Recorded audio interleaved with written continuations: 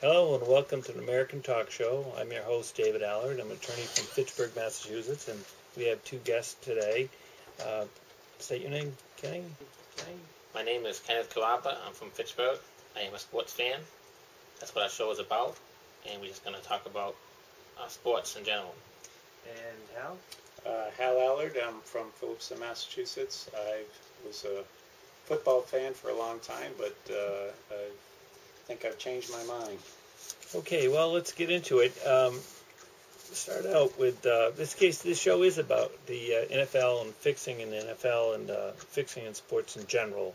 And we'll start with the case Carl J. Mayer versus Bill Belichick, the New England Patriots in the National Football League. It's a case in the United States Court of Appeals, Third Circuit, May 19th, 2010. And it was taken to the Supreme Court, but the Supreme Court chose not to hear it, so ultimately this was the final decision on the case. And it was a case filed, as the Third Circuit Court of Appeals said, by a disappointed football fan and season ticket holder in response to the so-called Spygate scandal. This scandal arose when it was discovered that the Patriots were surreptitiously videotaping the signals of their opponents. Mayer, a New Jersey resident and New York Jets season ticket holder, initially filed his complaint naming the defendant, the Patriots, who are headquartered in Massachusetts, as well as the team head coach Bill Belichick, a Massachusetts resident, and eventually amended his complaint to include the NFL, which is headquartered in New York. The core of this action is that the defendants, during a game with the New York Jets on September 9th, 2007, instructed an agent of the defendants to surreptitiously videotape the New York Jets coaches and players on the field with the purpose of illegally recording, capturing, and stealing the New York Jets signals and visual coaching instructions. The defendants were, in fact, subsequently found by the NFL to have improperly engaged in such conduct, and this violated the contractual expectations and the rights of the New York Jets ticket holders who fully anticipated and contracted for a ticket to observe an honest match played in compliance with all laws, regulations, and NFL rules. Plaintiffs contend that in purchasing tickets to watch the New York Jets, that as a matter of contract, the tickets imply that each game will be played in accordance with the NFL rules and regulations, as well as all the applicable federal and state laws. And the plaintiffs contend that the defendants tortuously interfered with their contractual relations with the New York Jets in purchasing the tickets, and they further claim that the defendants violated New Jersey Consumer Fraud Act and the New Jersey Deceptive Business Practices Act. Plaintiffs also say that defendants violated federal and state racketeering laws by using the NFL league as an enterprise to carry out their legal scheme. So those are the contentions made by Carl Mayer in his complaint. And the NFL itself, when they did the investigations, they recovered the videotaping, and they confiscated the video and the camera, and they subsequently destroyed it. The court, looking at this, said that it's not their position to get involved in this. They said it's not the role of judges and juries to be second-guessing the decision taken by a professional sports league purportedly enforcing its own rules. And they said that they don't condone the conduct on the part of the Patriots and the team's head coach, and they would refrain from assessing whether or not the NFL sanctions and its alleged destruction of videotapes themselves were otherwise appropriate. And they further recognize that professional football, like other professional sports, is a multi-billion-dollar business. In turn, ticket holders and other fans may have legitimate issues with the manner in which they are treated. And then they quote another case where it says it's common knowledge that professional sports franchisees have a sordid history of arrogant disdain for the consumers of the product. But significantly, our ruling does not leave Mayer and other ticket holders without any recourse. Instead, fans can speak out against the Patriots, the coach, and the NFL itself, In fact, they could even refuse to purchase tickets. But what the court said was, basically, when you purchase a ticket, you are purchasing a ticket to see a game. It grants entry into the stadium and a spectator seat to see the game, and that's it. There's no other rights, no other protected rights other than to see a game. So the lawyer for Mayer, his name is Bruce Afrin, he disagreed. He believed that consumer fraud had occurred, and he said the opinion seems to suggest that no matter how much ticket holders pay, they can be defrauded by NFL teams, and it puts the NFL on the same level as professional wrestling. Because there's no outside of the loose interpretation of fraud from preventing a league from fixing its own games. Afrin's conclusion is correct. One cannot fix a sporting event for gambling purposes, that's illegal. One cannot fix an intellectual contest for entertainment purposes, that was made illegal after the quiz show scandal of the 1950s. But fix a sporting event for entertainment purposes, completely legal. So there's the loophole that the games can be fixed and there's no repercussions to the NFL. So the court decided that when you go to a game, let's say an NFL football game, it's an entertainment sporting event, so no matter what happens in the game, the team that wins or loses, it's fine with the court. The NFL has the right to decide whether it's a rule or not, how the game ends? Correct. The NFL can make all decisions, and they can make all instructions to their employees, who are their referees. They can run the business any way they choose to run the business. The court's not going to get involved on whether or not it's fraud. Hal, what would you say about Spygate and your understanding about what happened? Well, I think that the NFL destroying the tapes and injustice, that would be obstruction of justice if anyone were to do something like that. But based on what why wasn't Goodell in handcuffs? It's because the game would only be illegal if it was occurring in actual sports. So it would only be illegal if it was an actual sports event of destroying the tapes. The NFL argues that it's just entertainment. So if you look at it that way, then the outcome of the games it can be produced for television, and the outcome could be any way they want it. Yeah, I think you're right about that, and I think the court's made it clear that they're not going to get involved in any fixing of any NFL games. I think they look at it as entertainment. They look at it as the World Wrestling Federation, that they don't want to be inundated with suits with people claiming that this particular ref was on a take or blew this call, and they won't get involved because, again, it's illegal to fix it for purposes of hold on a second, I'll get that quote. I'll just write to you. There's no law preventing the NFL from fixing its own games. It can order its employees, referees, coaches, or players to conduct themselves in any certain ways during certain games. No law is broken. One team may benefit from such a predetermined result, but since so much of the revenue generated is shared, in reality, all teams can profit on the back of the other. And the fixing of the games violates no laws with regard to the court. And Kyle, what do you know about revenue sharing? Well, what's interesting is the teams, they will share 68% of the profits. They divide that amongst the teams, win or lose. So really, there is no motivation behind the owner of a team to win or lose, besides obtaining profits or certain recognition of the team. But really, if you're going to divide 68% of the profits among all the owners, then really I think their best interest is to make sure the NFL as an organization looks good, and make a storyline of the NFL to keep people coming. Right. So again, back to that quote.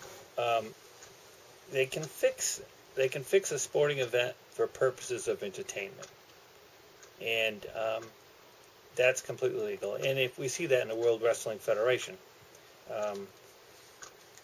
it doesn't matter who wins. They can make Haystacks Calhoun beat another person, and everybody says that's fine. We know it's fixed. They're okay with that. But in this particular scenario, where how many billions are being generated in gambling? Do you know that figure, Hal? It's 100 billion, something like that. Is divided. No, 100 billion in revenue. Oh yeah, it's 100 million in potential earnings. Actually, 80 to 100 billion is generated in gambling on football in the NFL, and only 1% of that is gambled legally in Las Vegas. So what I find interesting is, if a court says the NFL cannot be responsible for fixing games, that's what you're saying, right? Right. Then how can a court find itself to allow itself to prosecute somebody? For example, an NBA ref named Tim Donahue was found guilty for making bad calls as an official at a game, and he was charged criminally. So the NFL can do it, but a referee can't? Doesn't that seem not fair? It does seem not fair. Hal, what do you think about that? Well, there's a lot of speculation as to how a game can be fixed, and I believe that the players probably don't know about it, and maybe a few do. But all you really need to change the outcome of a game is a few calls from the refs. So the referees, they're part-time employees, and their total allegiance is to the NFL. They're the ones who pay them. They make the shots. They tell them what to do. And what's interesting about referees is they have a gag order on them, which means that they can't go talk to the media at all. And another interesting thing about the refs is that the NFL they emphasize that the refs take turns for an opportunity to work in the playoffs. So they'll take turns in the playoffs. They won't necessarily be the referees with the highest grades. The refs are on grade systems. So what they do is if refs are good, they're supposed to promote them to the top of the list, but that doesn't necessarily work in the playoffs and in the Super Bowl. When it comes to the Super Bowl assignment, the NFL continues to value taking turns, even if it means putting the calls into the hands of someone who did not grade out as the league's best referee. The NFL states only that an official has to be among the top highest graded officials at his position to work in the Super Bowl, and the rules specify that no official can work 2 Super Bowls in a row. But why not always assign a Super Bowl to the number 1 highest graded ref? And why wouldn't an official work consecutive Super Bowls if his grades are the best in the NFL for 2 consecutive seasons? So the ref shuffling is kind of suspicious to me. Right, and I think that goes to the point of how much money is gambled every year in football. And there's an article by Don Bowder in July 4, 2012, San Diego Reader. He says, picture a couple cozily cohabitating for more than 90 years, but publicly presenting that they aren't joined. And he says, that's the NFL and the gambling industry, both legal and illegal. And he says the faux separation is in the news today again. He says that about 1% of sports wagering, according to the American Gaming Association, occurs in Atlantic City or Las Vegas. And he said that a conservative estimate is 80 billion to 100 billion is wagered on NFL games each year, only a fraction legally. And these bets are made through bookies and office pools and fantasy football and the like. And this gambling clearly boosts attendance and TV revenue. And TV revenue is the mother's milk of the sport. And he mentions that he mentions a book by a fellow by the name of Dan Modia, which is called Interference, How Organized Crime Influences Professional Football. He talks about 1920s as George Halas turned to Charles Bidwell, a bootlegger, a gambler, a racetrack owner, and associate of Chicago's Al Scarface Capone's mob to finance the Chicago Bears. Later, Bidwell bought the Chicago Cardinals. The Bidwell family now owns the Arizona Cardinals. 1925, bookie Tim Mara bought the New York Giants. His heirs still have half the team. Notorious gambler Art Rooney took over the Pittsburgh Steelers. His family still controls the team. The Rooney empire is purportedly breaking up, so racetracks and casinos won't be mixed with the football team. In the sport's first half-century, one team after another was owned by high rollers, often with sordid connections. Cleveland Browns were owned by crime syndicate bookmaker Arthur Mickey McBride, head of the Continental Racing Wire, the mob's gambling newswire. U.S. Senate Kefauver Committee called that news service public enemy number one. The article goes on to say that in 1961 the team was sold to Art Modell, who among many things was a partner in horse racing, stable with one Morris Mushy Wexler, whom the Kefauver Committee named one of the leading hoodlums in McBride's wire service.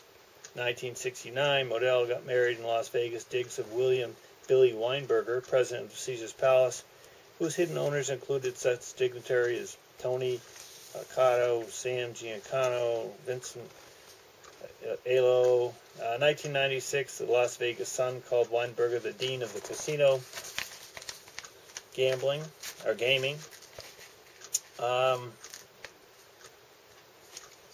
And then it goes on to name other owners. Carol Rosenblum, who was a high roller with a major interest in mobbed-up Bohemian Casino, owned the Baltimore Colts and the L.A. Rams at different times. His second wife, entertainer Georgia Frontier, who had been married 5 times before latching on to Rosenblum, inherited control of the Rams and moved them to St. Louis when she got a stadium 96% funded by taxpayers.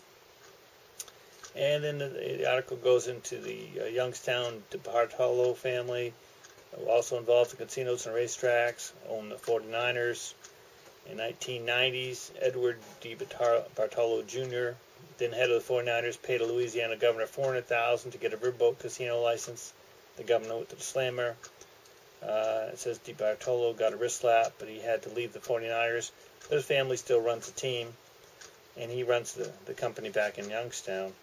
And this goes on, talks about the Chargers, founded by longtime gambler Baron Hilton, personal relationship with attorney Sidney Korshak, who was described by law enforcement officials as a link between legitimate business world and organized crime. Talks about the land owner Eugene Klein, another Korshak fan, gambling associations, late Al Davis, former Chargers owner who wound up owning the Raiders, with a business associate of San Diego casino owner Alan Glick, and Davis survivors still control the Raiders. Anyway, if you read the article, it makes all the connections between the NFL and the gambling industry. And so now we have the courts on one hand saying it's okay to fix games because it's just entertainment, and then we have the connection between the owners of the NFL and gambling itself. And then, so now we know there is a connection there between the NFL and gambling and the owners. And now, when you talk about how they can control such a game like this, Hal, with all these players, how can something like that occur?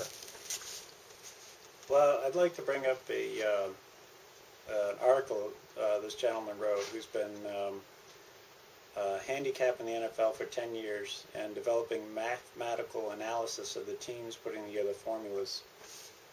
And what turned him was, he describes during the 2009 season, something happened. There was a game between the Steelers and San Diego Chargers. The Steelers were favored by 3. Nearly 70% of the betting public was on Pittsburgh, with a reported $100 million in potential earnings. The score was less than a minute to go. It was 11-10 Pittsburgh, and San Diego with the ball. After an errant lateral gets knocked away from Troy Polamalu, he scoops it up and scores. The score was now 17-10. There is no time left. All teams head into the locker room. Fans go to cash in their tickets. After several minutes of debate, the refs overturn the call, restoring the meaningless touchdown, because they would have won anyway, the meaningless touchdown off the board, making the final score 11-10. The Steelers still win. The public loses. What he found out to be the most odd thing about the league's explanation of a forward pass. The pass was ruled forward, although it was obvious it was a backwards lateral, which we watched. It's the player threw the ball backwards, and then he threw the ball backwards again, but the explanation is it was a forward pass.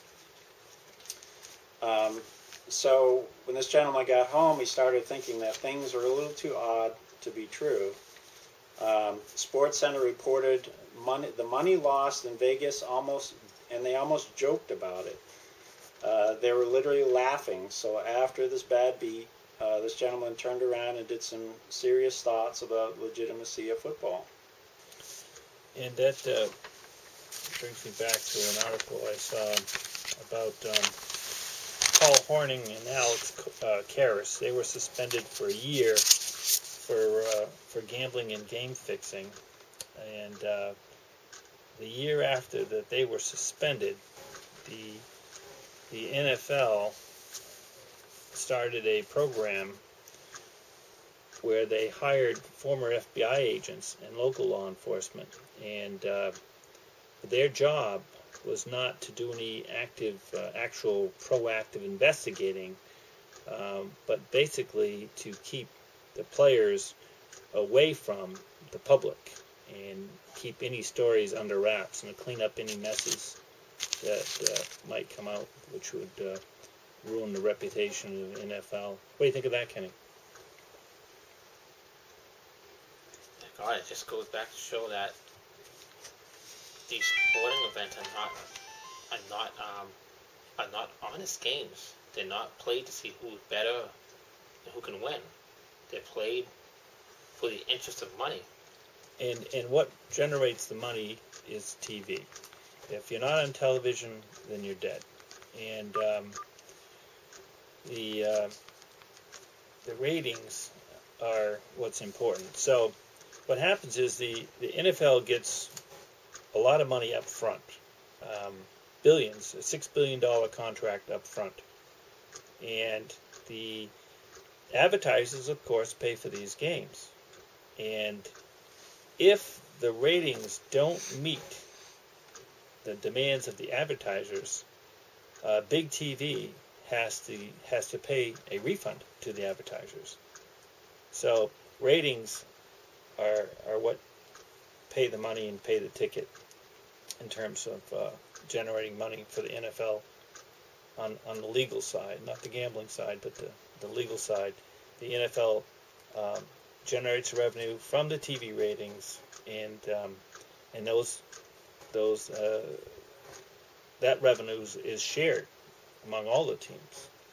And so does it really matter whether you win or lose, Hal? as a team?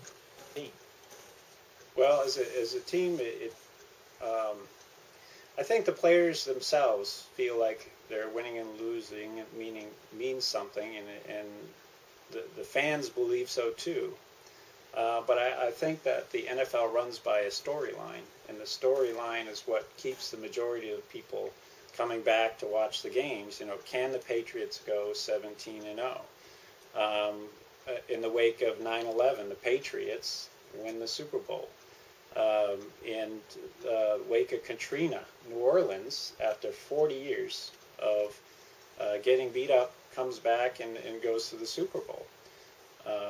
So I think that just like in wrestling, professional wrestling, if you want to call it professional, they have a constant storyline, and that's what keeps the people coming back and entertained. I was reading an article here. It says Robert Kraft and John Mayer are two of the most business savvy and highly respected NFL owners, and Kraft is in charge of the NFL TV Broadcast Committee and also leads all television negotiations for the NFL. Kraft is also on the board of directors for Viacom, the parent company of CBS, one of NFL's broadcasters. And in the past, Kraft negotiated a record deal for the NFL, which resulted in $24 billion revenue with CBS, Fox, ESPN, NBC. And then Kraft and Mayer also brought both parties to the table and led all negotiations ending the lockout that they had in the past. And also, Robert Kraft and Las Vegas casino mogul Steve Wynn planned on opening a casino resort across the street from Gillette Stadium. And then, miraculously, shortly after all this, these two owners, Mara and Kraft, end up playing each other in the Super Bowl. Kind of fitting and beneficial to both of those owners. What do you think about that, Hal? Well, I think that it seems like when teams need to generate revenue, let me give you a couple examples. Like the Cardinals, I mean, they were a horrible team for a long time, and they wanted all of a sudden to build a stadium. So what happens when they want to build a stadium and they put the stadium together? All of a sudden they do a Super Bowl run. The Patriots, they wanted a new stadium. They wanted Gillette Stadium, and surprisingly, 2001, they went to the Super Bowl as well. So I think that there is some motivation for teams to win, and that is to generate some revenue for the stadiums. And they also talk about, here's an article that said the NFL removed a video from YouTube of the Bengals-Texans game where CBS announcer Jim Nantz discusses the Bengals going for on fourth down as if they were lining up in punt formation. And he says, and the Bengals will go for it here on fourth down. Then magically, Houston calls a timeout, and the Bengals come back out on the field and go for it on fourth down. Dalton gets rushed and throws an incomplete pass. There's a turnover on downs. Magic. So here suggests that even the announcers have an idea that this is a scripted event. So then you wonder, well, the players may think they're playing for something, and they're getting paid, whether they win or whether they lose, but the scripts are already predestined as to who's going to win and who's going to lose. Does that sound right to you, Kenny? That would sound right, because if the conflict of interest is money, which is what they play for, then it would make sense to believe that whether it's the NFL or any sporting event that involves money, there has to be some kind of fixing going on.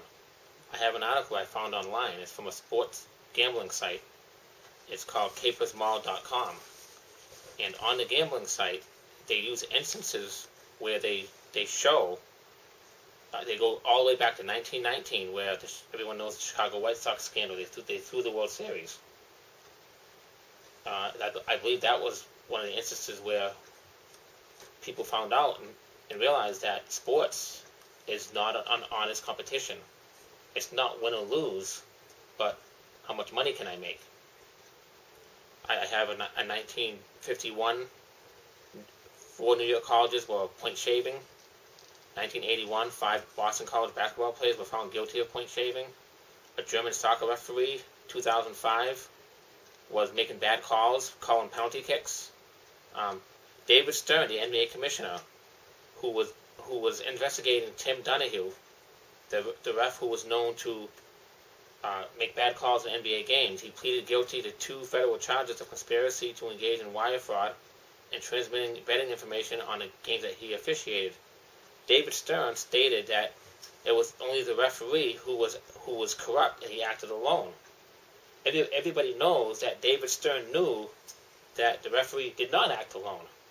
So the question was, why would David Stern say something that wasn't true? And later on in this article, it tells you that his main reason would be if he has to admit that he knew and the NBA knew there was some fixing games going on, then gamblers and sports fans are going to be turned away from that entertainment, and they'll go somewhere else and find entertainment. That's a good point. And I know anybody watching this show would say, "Come on, how can you fix all those players? How can all those people be on the take?" And somebody would report it. It would come out in the news. Hal, what do you say to that? Well, I'd like to give some examples of the 2012 season alone. Just some of the really shady things that go on, because the refs have complete control over the game. Well, I would say complete control, but they have control to really sway a game one way or the other. An example of that is this year the refs have total control over the 2 minutes of the game. So, for example, if in the last 2 minutes of the game the player catches the ball and he goes to the ground and the ball looks like it comes loose and it's ruled incomplete, but he catches the ball. So at that point, the ref has the control to actually say it's a catch or whether it's indisputable evidence. So they need indisputable evidence to overturn or return it. So the refs can come out of the booth and they can say anything they want. They can say whether it was a catch or not a catch, and that can completely change the outcome of any game.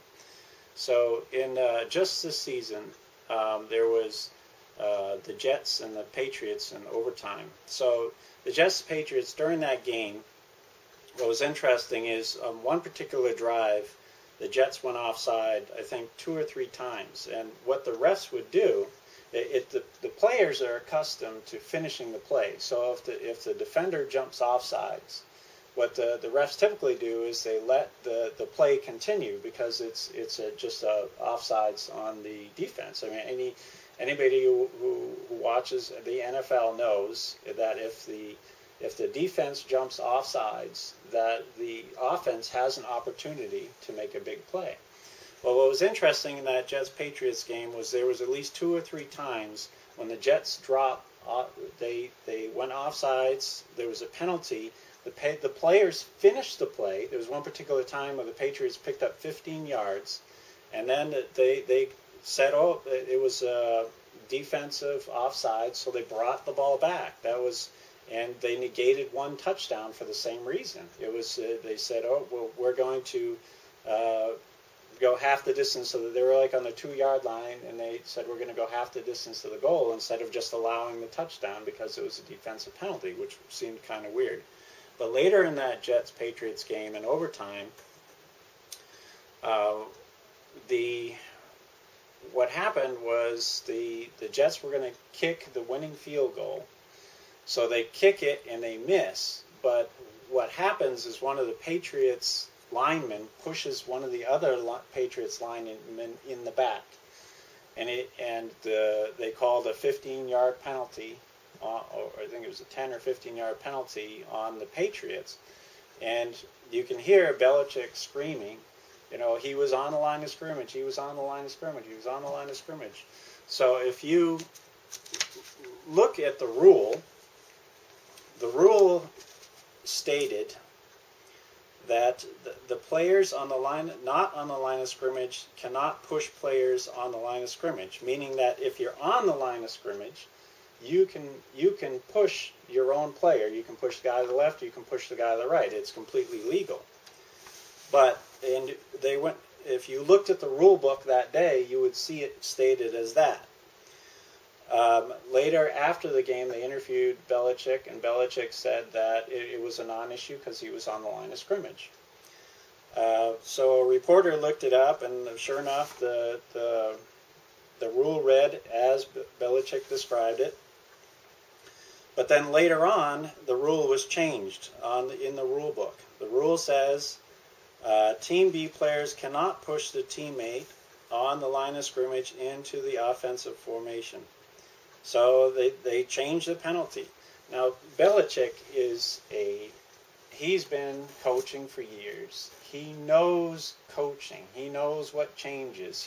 It's his business. That's what he gets paid for. When there's new rules that come in, the refs will go to the Patriots stadium and they'll go over the rules and they'll work with them, and he knows the rules. And I believe that if Belichick says the rule is if he's on the line of scrimmage, he can push, then I believe that is certainly, to me, it seems obvious that that's what the rule would be. But later that day, it says that, you cannot. And then Belichick came later out and said that, I guess he was wrong. But so what was interesting is the Patriots ended up losing that game because of that call. And then the Patriots later, the following week, played Miami. And Miami was, the Patriots were going down, they were driving down, the score was close, and Brady was hit in the back and the ball was fumbled on the ground. So one of the defenders of the Miami fell on the ground and went to grab the ball, and he hit the ball with his left hand, and the ball squirted down the field. One of the Patriots ended up jumping on the ball, but it would have been 4th down and long. But the ref called a 15-yard penalty on Miami for batting the ball down the field, which, if you look on the sideline, you could see that the Miami coaches were up in arms. You'd think they would know that rule, but they were up in arms. They just couldn't believe that was called. And I think that's probably the first time anybody watching football would have seen that. So it turned out that the Patriots, they got a 1st and 10, and they ended up scoring on the drive. Now that stuff like that really makes a difference, but it goes beyond that. So the week after that, Miami played Cincinnati, and again, Miami won that game because another controversial call. So the question is, are these teams winning because of these calls? Certainly, the calls can make the games a lot closer than you would think. So if we take a look at it, the refs can control the game because under the NFL rules, they with penalties, for example, if at the end of the game it's a close game, all that has to happen is that a quarterback launches a long bomb and a defender is called for interference, and the ball is given 1st down to the offensive team at the 1-yard line or wherever the interference is called.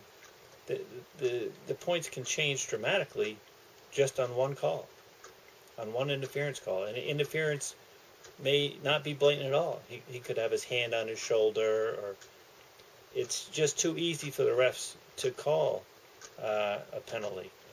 They can call holding at any time, practically.